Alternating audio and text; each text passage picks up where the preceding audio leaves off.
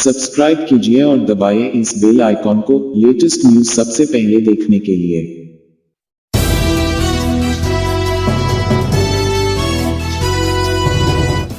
नमस्कार दोस्तों, उत्तर प्रदेश में अगले साल होने वाले विधानसभा चुनाव से पहले समाजवादी पार्टी के राष्ट्रीय अध्यक्ष अखिलेश यादव लगातार भारतीय जनता पार्टी पर निशाना साध रहे हैं।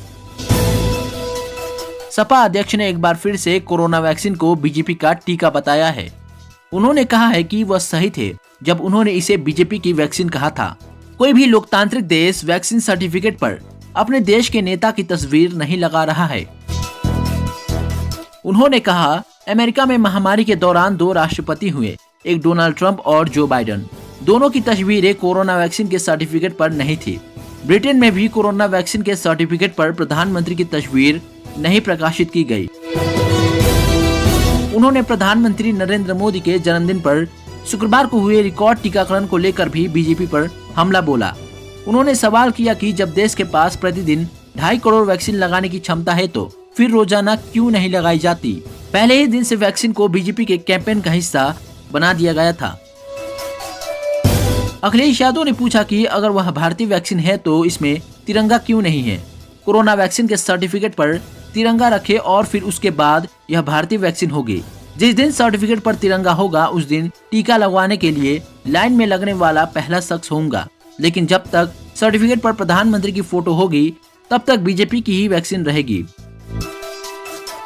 उन्होंने कोरोना वैक्सीन के सर्टिफिकेट पर तिरंगे की तस्वीर लगाकर भारतीय वैक्सीन बनाने की अपील की।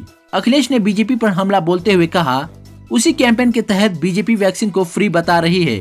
उन्होंने सांसद निधि का पैसा रोक रखा है और इसके लिए आम लोगों के टैक्स का इस्तेमाल किया जा रहा है। इस दशहरा तक रावण के साथ कोरोना को जलाकर खत्म करने की योजना पर काम करना चाहिए। उन्होंने यूपी सरकार पर हमला बोलते हुए कहा कि आज मेट्रो के प्रोटोटाइप का उद्घाटन किया गया। सरकार केवल हमारे कामों का ही शिलान्यास और उद्घाटन कर रही है। कानपुर मेट्रो की हमारी सरकार में शिलान्यास हुआ था, लेकिन हमें काम नहीं करने दिया गया। लखनऊ मेट्रो को भी आगे नहीं बढ़ाया गया। इसके अलावा पूर्वांचल एक्सप्रेसवे में दरार आ गई। यह एक्सप्रेसवे कभी बीजेपी का नहीं था। इस सरकार के 4.5 साल की सरकार में केवल हमारे काम का फीता काटा गया।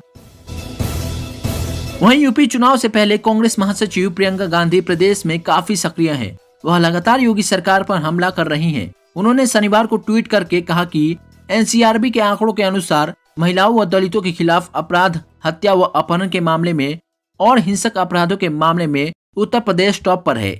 यूपी सरकार के दावों के ठीक उलट उत्तर प्रदेश में अपराध राज चरम पर है।